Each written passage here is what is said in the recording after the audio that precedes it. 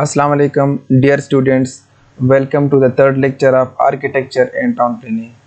In this lecture, we will discuss about what is building bylaws.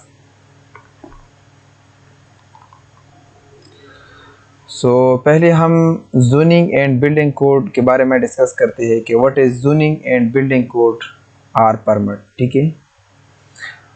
Zoning and building code are closely related. They both serve different function prior to construction. You must first get a zoning permit before obtaining a building permit through your local planning agency. ठीक है. Zoning and building code जो है ये आपस में closely related है. ठीक है. They both serve different function. ठीक है. इन दोनों की अलग अलग फंक्शन है. Zoning code जो है इसका अलग फंक्शन है और बिल्डिंग कोड जो है इसका कुछ अलग फंक्शन है. ठीक है. You must get first get zoning permit before obtaining building permit through your local planning agency.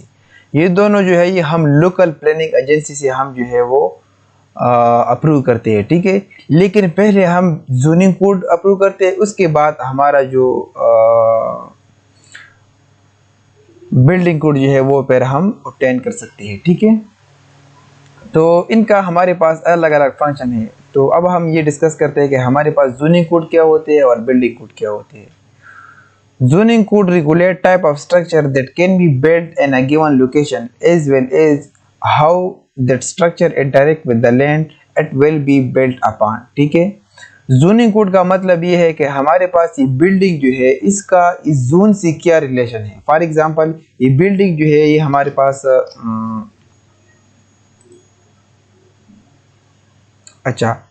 ये हमारे पास एक बिल्डिंग है. ठीक है. ये हमारे पास एक बिल्डिंग है. ठीक है. मैं साइड व्यू ड्रा करता हूँ. ठीक है.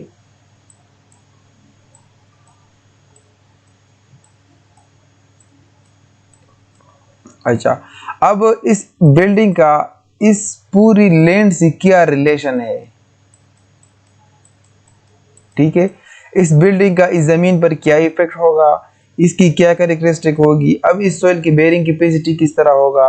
तो इस बिल्डिंग का इस अर्थ के साथ जो रिलेशन है, इस जोन के साथ जो रिलेशन है, उसके बारे में जो लोकल प्लानिंग एजेंसी की जो कोड है उसको स्टडी करने को क्या कहते हैं, जोनिंग कोड. ठीक है. अब दूसरा है हमारे पास बिल्डिंग कोड. ठीक है. बिल्डिंग कोड का क्या मतलब है, deal with the structure itself eight physical feature and how these characteristics affect safety, accessibility. US building fall under international building code. ठीक है. दूसरा जो है वो है हमारे पास अब हमारे पास ये एक बिल्डिंग है. ठीक है.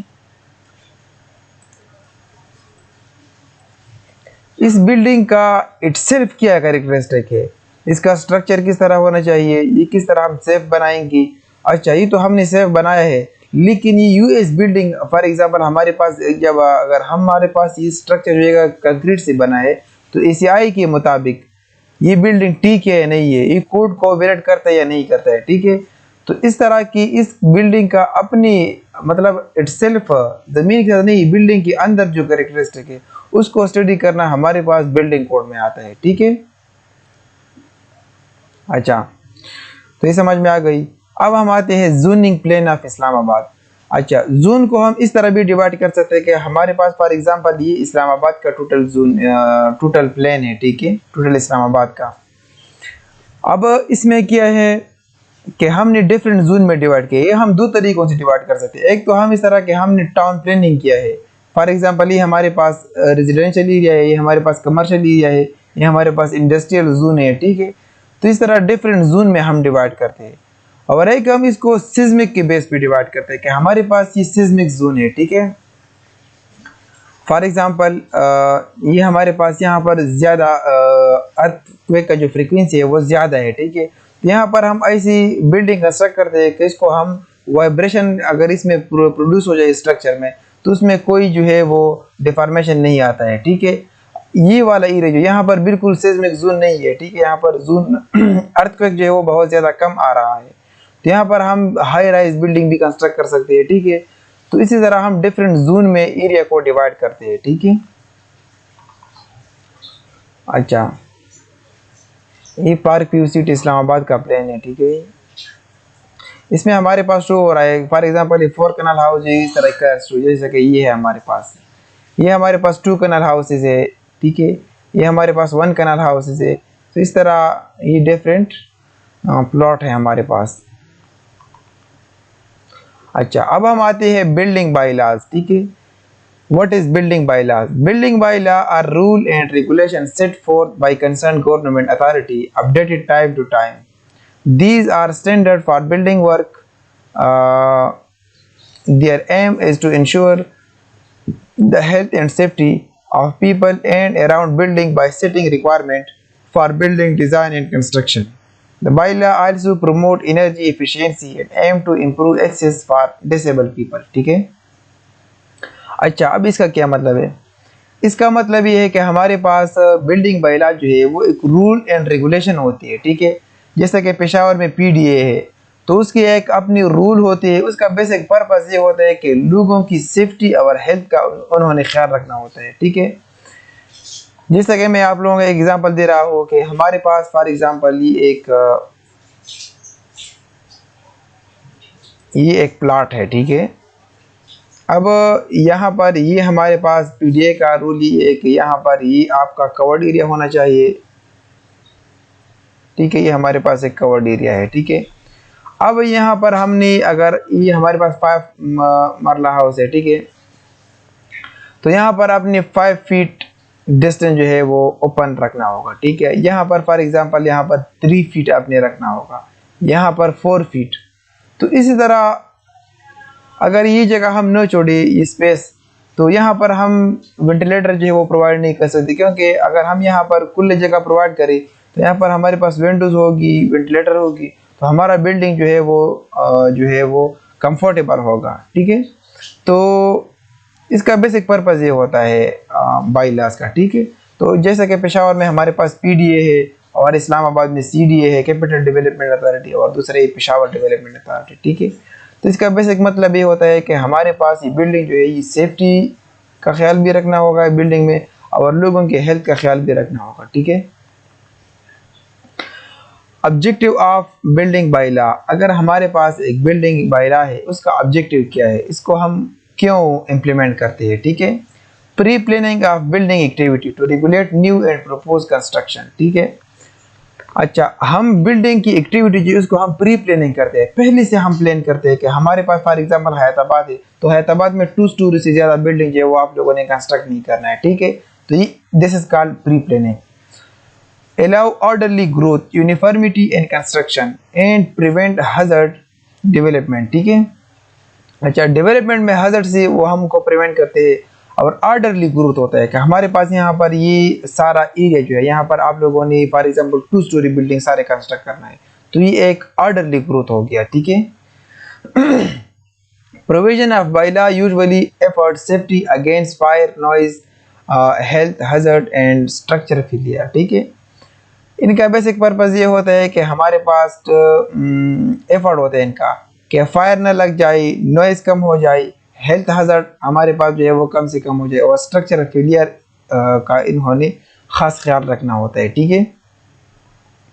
Provide proper utilisation for space to achieve maximum efficiency and planning, ठीक है।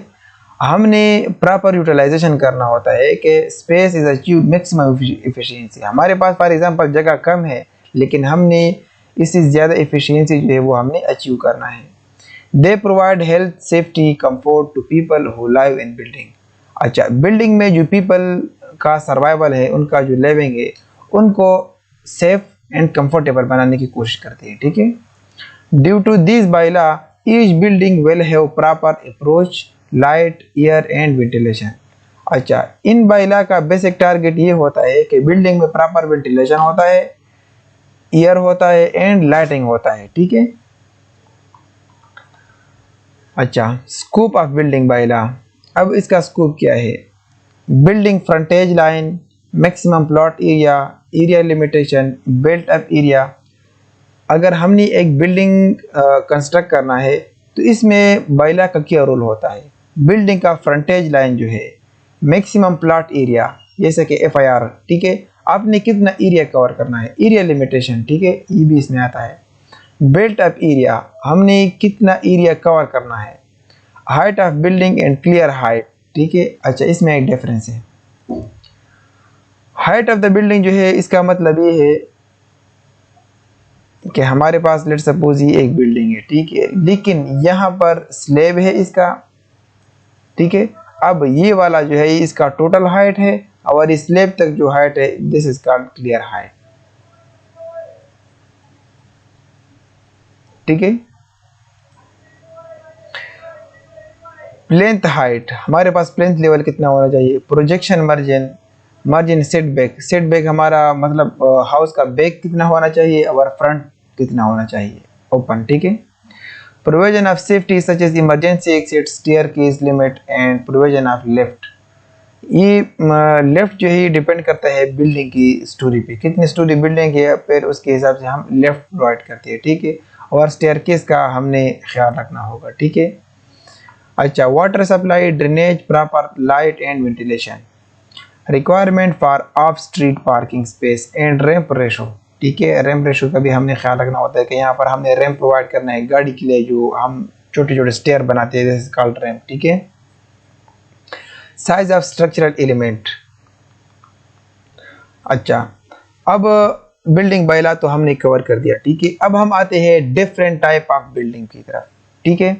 सो ये होगा हमारा नेक्स्ट लेक्चर, ये हम नेक्स्ट लेक्चर में कवर करेंगे, ठीक है।